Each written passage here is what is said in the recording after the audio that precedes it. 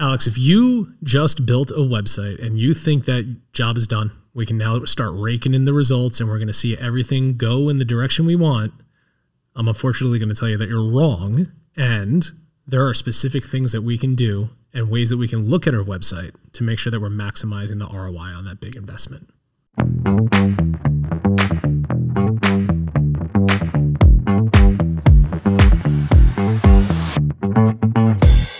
Welcome back to Endless Customers, the show that teaches you how to earn trust and win more business in the age of AI. I'm your host, Alex Winter, and today we're joined by Vin Gaeta. He's head of web strategy. He's a coach here at Impact. Vin, welcome back to the show. Hey, Alex. Great to be here, man.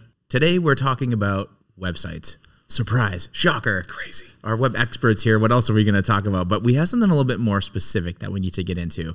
And I think our audience, we need to buckle up. This is a real conversation we're going to have right now. A lot of people will build a site or launch a site or redesign a site, and they spend all this time and all this money, and they're like, my website's done. Set it and forget it, right?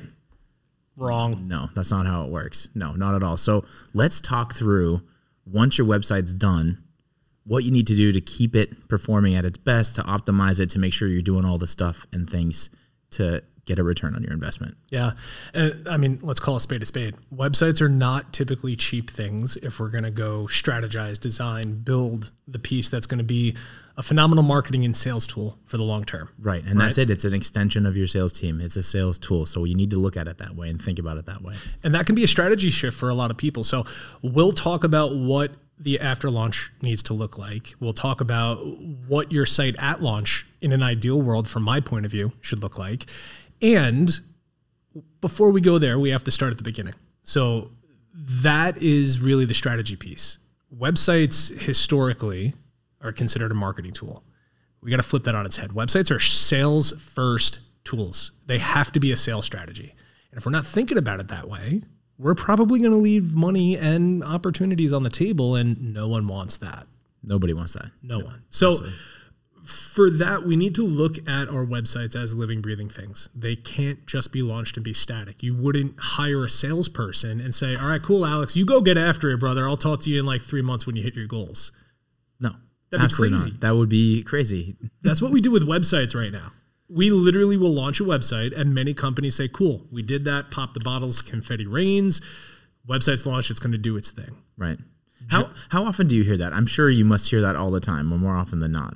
Like, if you had to say a percentage wise, I'm putting you on the spot here. I would say probably 80 to 90% of sites that we look at. And that's usually what happens, right? A company has relaunched a website. They expect it to hit the goals and do the things, and they maybe see an increase for 3, 6, 9 months. And oftentimes things change. But because we didn't look at the website as a living, breathing thing, a real human, and I'm going to keep doubling down on that. We need to view it as a human and a part of our team. You basically paid a salary to create this tool, this thing that needs to do its job. Right. And when we set it and forget it, your results will go down over time because no one's looking at it. No one's managing it. No one's teaching this thing how to be better. So 80 to 90% of sites that I talk to or I interact with get launched, and maybe they get nominal updates, but usually it's a set it and forget it motion. Wow, that's a big number. So how do we shift the perception? What do we need to be thinking about as business owners and as marketers and as sales folks here? What's the first step with this website now that it's launched, now that it's done? That's a huge step to take and get it launched and to pay for it and to do all those things. Now what do we do? Just like a great salesperson, we need to treat it as such. You wouldn't just put someone in the field without reviewing what they're doing, having some role plays, talking about how to improve the conversations they're having. Same thing is true for our website, right? So we need to have someone that is responsible, be it part-time, full-time, for looking at the data, looking at analytics and how things are or are not actually working, because we learn a lot from what doesn't work. That's why we need to test. A/B testing, looking at data through tools like Microsoft Clarity, Lucky Orange, Hotjar, choose your flavor of choice. Sure. There's a wealth of intelligence and knowledge that we can get for what should be our best salesperson, our best sales tool.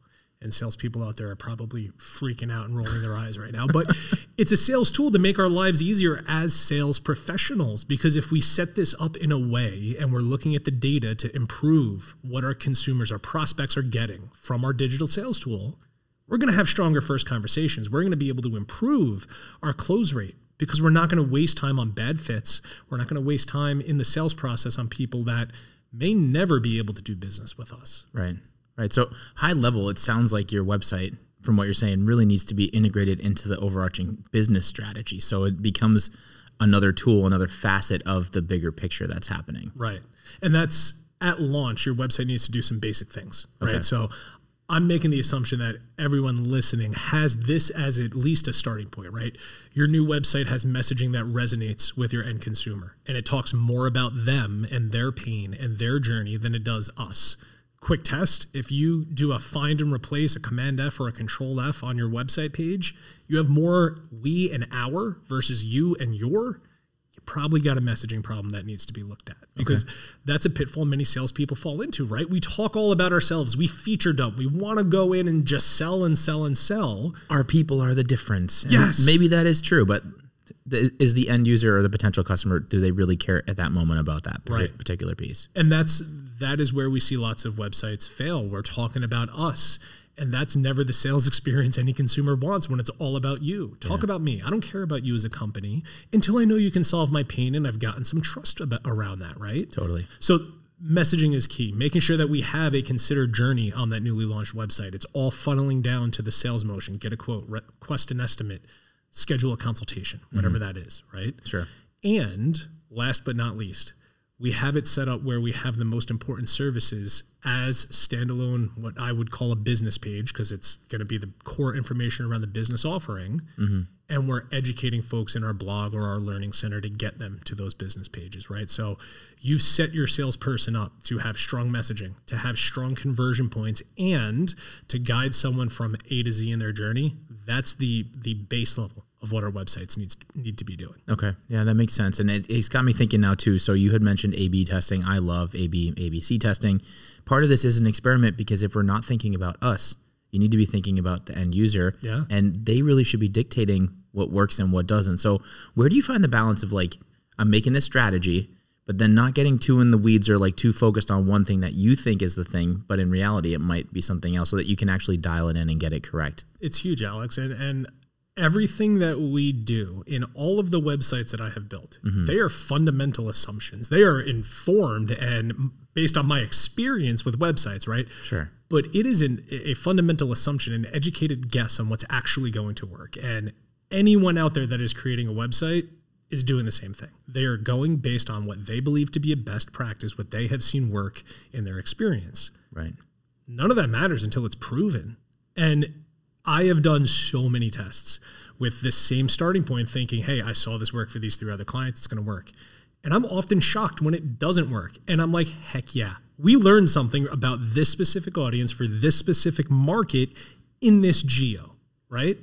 Now we can go use that and never do that again and flow that across all the touch points that we have that are similar. Totally. See, and I love what you just said, because there's a mindset that you have that maybe not everyone has, and it might need to shift.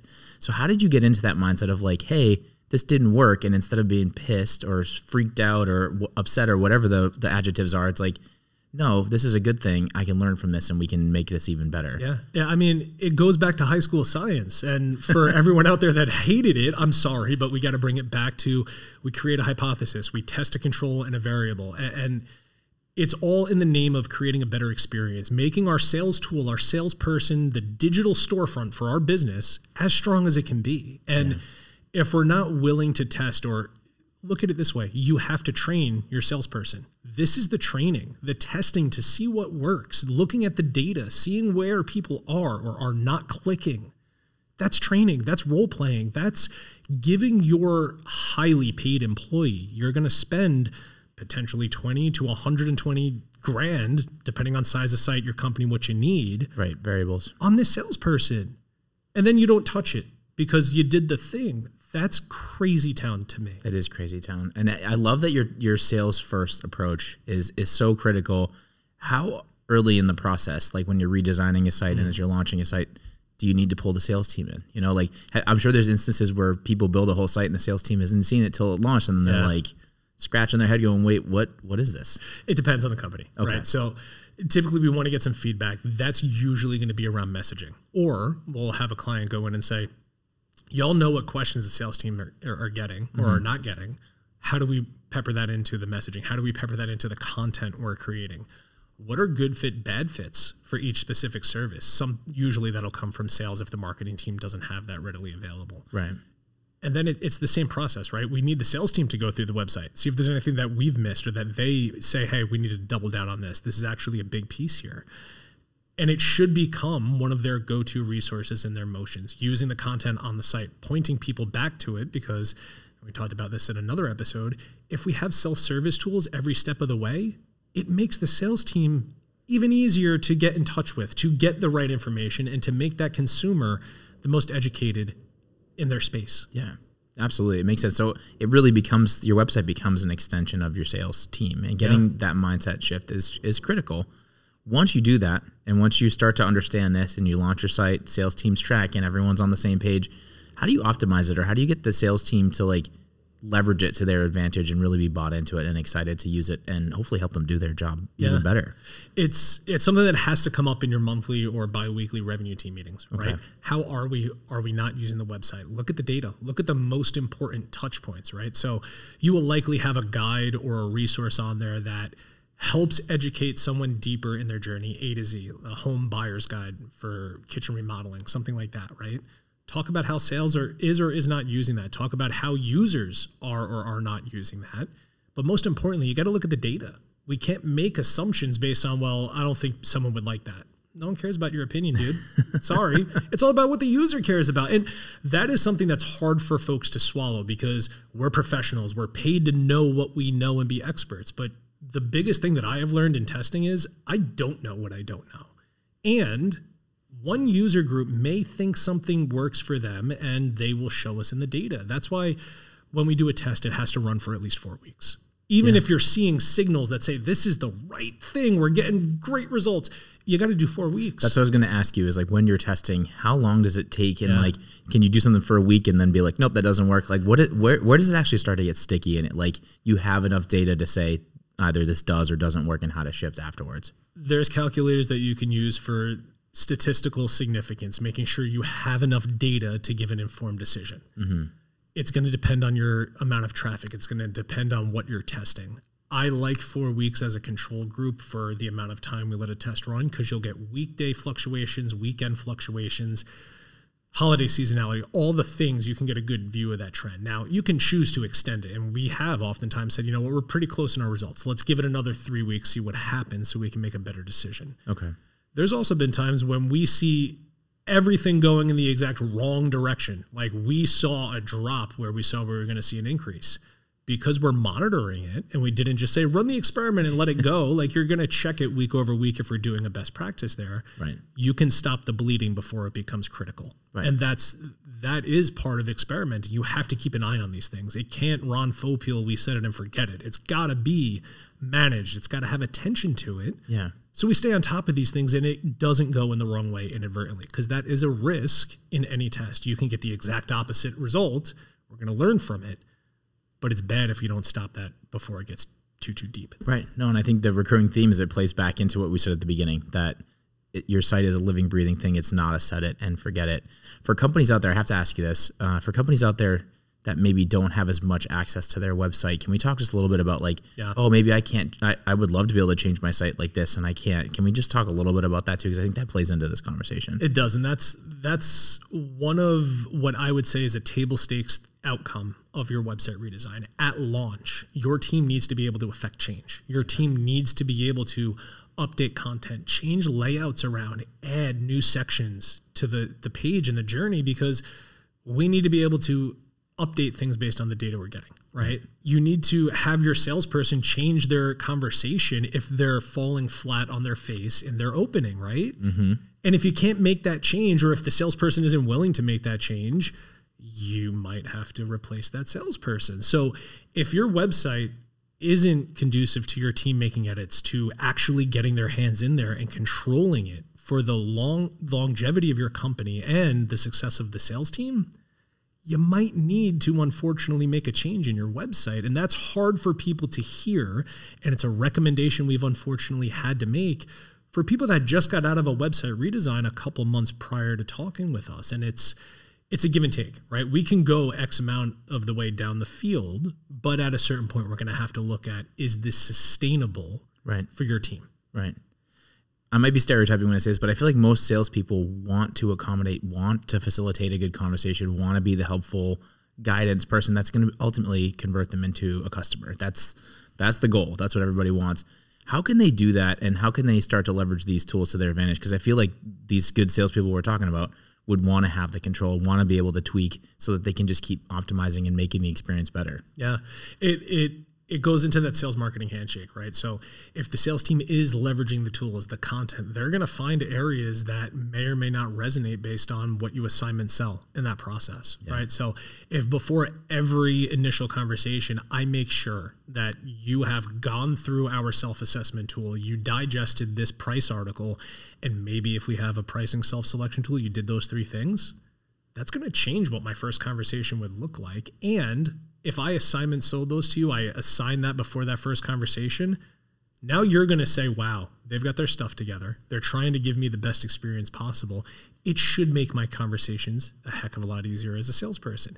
And if anything feels weird in that monthly or biweekly revenue meeting, I should, as a salesperson, bring it up to the marketing team and say, hey, these are some changes y'all may need to go take a look at, do some tests around. Right. But this is what I'm experiencing firsthand because we're leveraging our sales tool. Yeah. Well, and that's something that I've seen happen time and time again, where sales folks, usually when the bad stuff happens, before they ask you answer, before like implementing what we talk about, they tend to sweep that stuff under the rug and go like, look at my numbers, look at all the good stuff. But where you see real changes when you talk about hey, this call didn't go well, let's sit down and look at it as a team and figure out how we can change our language, how we can change our self-selection tools, how we can do whatever to make the experience better. Those are those teachable moments that I think a lot of people shy away from, and you almost have to look at the elephant in the room and not be afraid of it. That's right. And if we're not coaching our sales team, if we're not optimizing and testing our website, how much are we leaving on the table? What could our close rate be? What could our conversion rates be with just a little tender loving care, with giving the website a manager it deserves as if it was that real living, breathing salesperson? Because guess what? Your site doesn't take vacations. It doesn't take sick days. It doesn't look around at anything else aside from the job that you paid it to do. Totally. No, and I love that. So I'm definitely tracking that. The website is another salesperson on your team. If you're a sales manager, you really need to be looking at it and thinking it that way. So if it's doing that and you have this dialed in, what else can the site do for you as you move forward? Like, what are some of the outcomes that are positive? I think we get the why now. So like what's the payout? Yeah. If we're really dialing in that journey and we're making sure we look at the most important touch points, we can start experimenting with what additional information can we get? What questions could we ask so that when they do raise their hand and say, hey, I'm actually ready to talk to a human, because as we've talked about on so many episodes, no one wants humans in the sales process. 76% of people, according to Gartner, don't want salespeople in the sales process. We want touchless, right? Yeah. The more that we're optimizing around that, the better we're going to have the outputs, these sales qualified leads, the sales close rate go down because we're having stronger conversations. We're seeing where we can disqualify folks before they ever raise their hand. And we're optimizing for the folks that do want to raise their hand so that they are way more likely to buy from us because they trust us, because we tailored it to the best fits, not just everyone. And that is often a pitfall of a website. We try to get everybody instead of the right people. And if we're not looking at the data, we're not managing it, you're never going to hone it in to make it the well-oiled sales machine that it can be. That's right. It's like spray and pray.